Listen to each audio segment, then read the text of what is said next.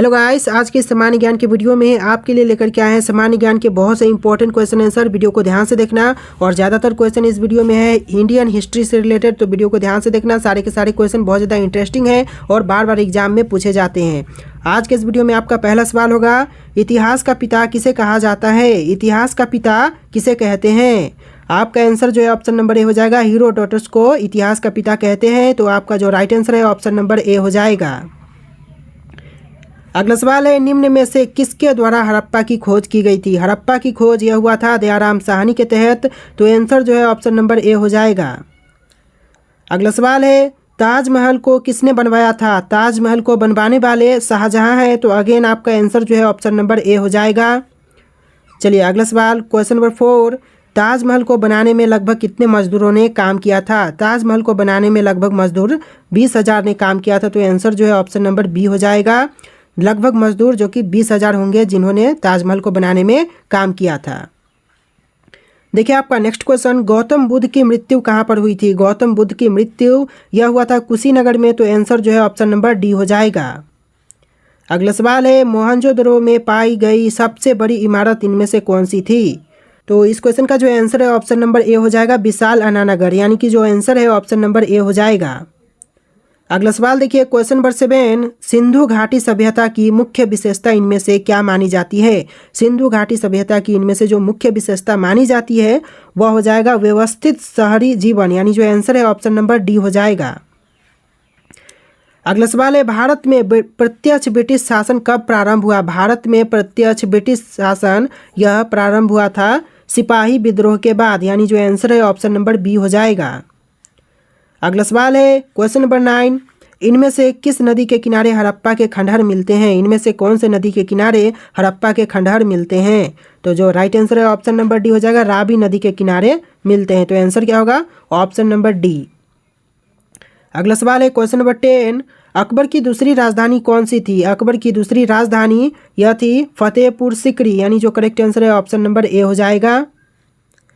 Next question, Tripitaka धर्म ग्रंथ का संबंध निम्न में से किससे है? यानी कि त्रिपिटक धर्म ग्रंथ का संबंध इन धर्मों में से कौन से धर्म से है? आपके ऑप्शंस में बहुत से धर्म दिए गए हैं, क्या होगा आंसर? आपको कमेंट करना है, फटाफट कमेंट कीजिए, फिर हम इसका आंसर जानते हैं।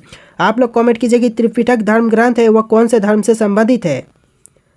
चलिए इसका आंसर जानते हैं। इसका आंसर ऑप्शन नंबर बी हो जाएगा, बौद्ध धर्म से संबंधित है, यानी जो राइट आंसर है ऑप्शन नंबर बी हो जाएगा।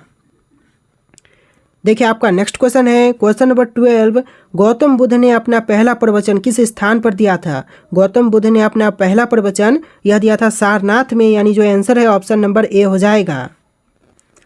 अगला सवाल है, शेरशाह सूरी ने किस मुगल शासक को हराया था? शेरशाह सूरी ने जिस मुगल शासक को हराया वह था हुमायूं, यानी जो आंसर है ऑप्शन नंबर सी हो जाएगा। देखिए आपका नेक्स्ट क्वेश्चन है, कनिष्क के शासनकाल में क्या आयोजन हुआ था? इनमें से कौन सा हुआ था कनिष्क के शासनकाल में? तो आपका आंसर जो है ऑप्शन नंबर सी हो जाएगा, चतुर्थ बौद्ध संगीति हुआ था, यानी आंसर जो है ऑप्शन नंबर सी हो जाएगा। अगला सवाल है, गौतम बुद्ध किस वंश से संबंधित थे? गौतम बुद्ध इनमें से शाक्य वंश से संबंधित थे, तो आंसर जो है ऑप्शन नंबर बी हो जाएगा। देखिए आपका नेक्स्ट क्वेश्चन है, हल्दी घाटी की लड़ाई किस वर्ष में लड़ी गई? हल्दी घाटी की लड़ाई यह लड़ी गई थी 1576 में, तो आंसर जो है ऑप्शन नंबर सी हो जाएगा। अगला सवाल है, जैन धर्म में कुल कितने तीर्थकर हुए? जैन धर्म में कुल मिलाकर के तीर्थकर हुए थे 24, तो आंसर जो है ऑप्शन नंबर डी हो जाएगा। अगला सवाल है, मगध की प्रथम राजधानी कौन सी थी? मगध की प्रथम राजधानी यह थी राजगृह, यानी जो आंसर है ऑप्शन नंबर ए हो जाएगा। नेक्स्ट क्वेश्चन, पानीपत का प्रथम युद्ध किस वर्ष में हुआ था? पानीपत का प्रथम युद्ध यह हुआ था 1526 में, यानी जो करेक्ट आंसर है ऑप्शन नंबर ए हो जाएगा। अगला सवाल देखते हैं, क्वेश्चन नंबर 20, सिकंदर महान ने जब भारत पर आक्रमण किया उस समय किसका शासन था? जब सिकंदर महान ने भारत पर आक्रमण किया था उस समय भारत के शासक कौन थे? तो इसका जो आंसर है ऑप्शन नंबर सी हो जाएगा, धनानंद, यानी जो करेक्ट आंसर है ऑप्शन नंबर सी हो जाएगा। अगला सवाल, क्वेश्चन नंबर 21, अर्थशास्त्र की रचना किसके द्वारा की गई थी? अर्थशास्त्र की रचना यह हुआ था चाणक्य के तहत, तो आंसर जो है ऑप्शन नंबर बी हो जाएगा। चलिए नेक्स्ट क्वेश्चन, क्वेश्चन नंबर 22, प्रसिद्ध यात्री मार्को पोलो किस देश का निवासी था? मार्को पोलो कौन से देश का निवासी था? तो इसका जो आंसर है ऑप्शन नंबर ए हो जाएगा। इटली देश का निवासी था प्रसिद्ध यात्री मार्को पोलो। सो देखिए आपका नेक्स्ट क्वेश्चन नंबर 23, निम्न में से किस वर्ष कलिंग का युद्ध हुआ था? इनमें से कौन से वर्ष में कलिंग का युद्ध हुआ? तो आंसर जो है ऑप्शन नंबर डी हो जाएगा। 261 BC में हुआ था, यानी जो करेक्ट आंसर है ऑप्शन नंबर डी हो जाएगा। आपका अगला सवाल, अशोक द्वारा स्थापित शिलालेखों में किस शिलालेख में कलिंग युद्ध का वर्णन है? तो यह right answer option number D हो जाएगा 13वां में, यानी जो आंसर है ऑप्शन नंबर डी हो जाएगा। अगला सवाल, लोधी वंश किसके द्वारा स्थापित किया गया था? लोधी वंश की स्थापना यह हुआ था बहलोल लोधी के द्वारा। तो आंसर जो है ऑप्शन नंबर सी हो जाएगा। आपका अगला सवाल, भारतीयों के महान सिल्क मार्ग किसके द्वारा आरंभ किया गया था? भारतीयों के लिए महान सिल्क मार्ग यह आरंभ किया गया था कनिष्क के द्वारा, यानी जो आंसर है ऑप्शन नंबर डी हो जाएगा कनिष्क।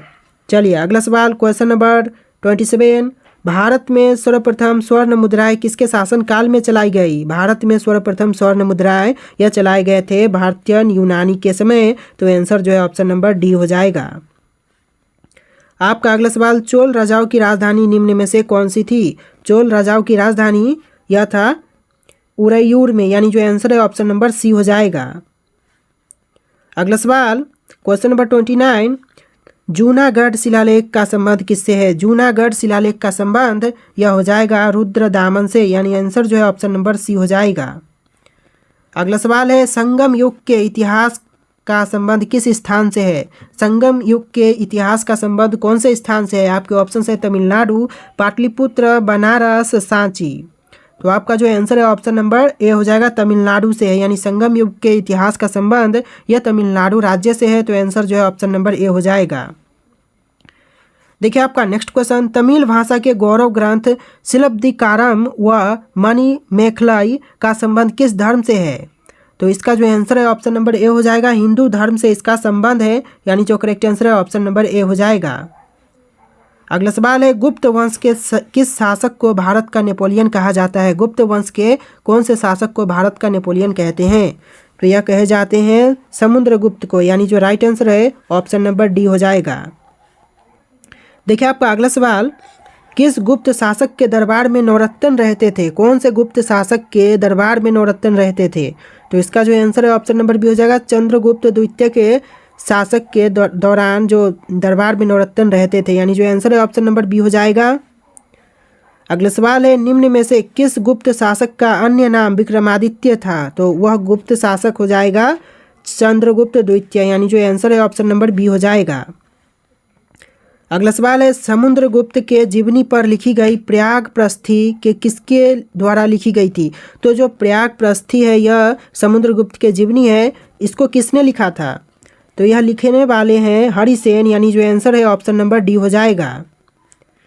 देखिए आपका अगला सवाल है, इनमें से कौन सी रचना कालिदास की नहीं है? वह कौन सी रचना है जो कि कालिदास की नहीं है? तो इसका जो आंसर है ऑप्शन नंबर ए हो जाएगा मृच्छकटिटम, यानी जो आंसर है ऑप्शन नंबर ए हो जाएगा। बाकी की जैसे अभियान, शकुंतलम, रघुवंशम और मेघदूतम, इस तरह के तीनों ऑप्शन जो कि कालिदास द्वारा रचित है, तो आंसर जो है ऑप्शन नंबर ए हो जाएगा। अगला सवाल है, पंचतंत्र के रचयिता इनमें से कौन है? पंचतंत्र के रचयिता इनमें से आपके हो जाएंगे option number C Vishnu Sharma, यानी पंचतंत्र के रचयिता विष्णु शर्मा है। ऑप्शन नंबर सी बिल्कुल करेक्ट आंसर हो जाएगा। देखिए आपका नेक्स्ट क्वेश्चन है, संस्कृत भाषा का पहला व्याकरणकर्ता कौन था? संस्कृत भाषा का पहला व्याकरणकर्ता यह थे पाणिनि, यानी जो आंसर है ऑप्शन नंबर सी हो जाएगा पाणिनि। अगला सवाल है, वह अंतिम बौद्ध राजा कौन था जो संस्कृत का महान विद्वान व लेखक था? अंतिम संस्कृत का महान विद्वान व लेखक था, वह हो जाएगा ऑप्शन नंबर सी हर्षवर्धन, यानी जो राइट आंसर है ऑप्शन नंबर सी हो जाएगा। अगला सवाल है, हर्षचरित्र किसके रचयिता कौन है? सॉरी दोस्तों, हर्षचरित्र के रचयिता कौन है? तो आंसर जो है ऑप्शन नंबर बी हो जाएगा बाणभट्ट, जो कि हर्षचरित्र के रचयिता हैं। अगला सवाल है, हर्षवर्धन के शासनकाल में यात्री भारत आया था? कौन से यात्री जो कि हर्षवर्धन के शासनकाल में भारत आए? तो इसका जो आंसर है ऑप्शन नंबर ए हो जाएगा हेंत्सोंग, जो कि आपका राइट आंसर हो जाएगा ऑप्शन नंबर ए। आपका अगला सवाल क्वेश्चन नंबर 42, निम्न में से कौन नागानंद नाटक के रचयिता है? इनमें से कौन है जो कि नागानंद नाटक के रचयिता हैं? तो इसका जो आंसर है ऑप्शन नंबर सी हो जाएगा हर्षवर्धन, जो कि नागानंद नाटक के रचयिता हैं। तो आंसर जो है ऑप्शन नंबर सी हो जाएगा। आपका अगला सवाल क्वेश्चन नंबर 43, वातापी इनमें से किनकी राजधानी थी? वातापी इनमें से किसकी राजधानी थी? तो इसका जो आंसर है ऑप्शन नंबर सी हो जाएगा, चालुक्य का राजधानी था वातापी। आंसर जो है ऑप्शन नंबर सी हो जाएगा। देखिए आपका नेक्स्ट क्वेश्चन नंबर 44, किस शासक के द्वारा महाबलीपुरम के रथ मंदिर का निर्माण करवाया गया था? तो यह शासक हो जाएंगे नरसिंह वर्मन प्रथम, यानी जो आंसर है ऑप्शन नंबर डी हो जाएगा। देखिए आपका अगला सवाल, किसके शासनकाल के समय अजंता व एलोरा की गृह चित्रकला विकसित हुई थी? तो यह शासनकाल था राष्ट्रकूट का, यानी जो आंसर है ऑप्शन नंबर बी हो जाएगा। देखिए आपका नेक्स्ट क्वेश्चन हो जाएगा क्वेश्चन नंबर 46, इनमें से किनके मध्य तक्लोकम का युद्ध हुआ था? तक्कोलकम का युद्ध इनमें से किसके मध्य हुआ? तो आंसर जो है ऑप्शन नंबर डी हो जाएगा, चोल व राष्ट्रकूट के मध्य हुआ था। देखिए आपका अगला सवाल हो जाएगा क्वेश्चन नंबर 47, विजय स्तंभ का निर्माण किस शासक ने करवाया था? विजय स्तंभ का निर्माण करवाने वाले शासक हो जाएंगे राणा कुंभा, यानी जो करेक्ट आंसर है ऑप्शन नंबर बी। चलिए अगला सवाल क्वेश्चन नंबर 48, तो यहाँ पर आपका क्वेश्चन नंबर 48 हो जाएगा, किसके द्वारा गीत गोविंद काव्य की रचना की गई थी? तो गीत गोविंद काव्य की रचना यह हुआ था जयदेव के तहत। तो आंसर जो है ऑप्शन नंबर बी हो जाएगा। अगला सवाल है, किस शासक को दिल्ली सल्तनत का वास्तविक संस्थापक माना जाता है? दिल्ली सल्तनत का वास्तविक संस्थापक यह मानते हैं इल्तुतमिश को, यानी जो करेक्ट आंसर है ऑप्शन नंबर बी हो जाएगा।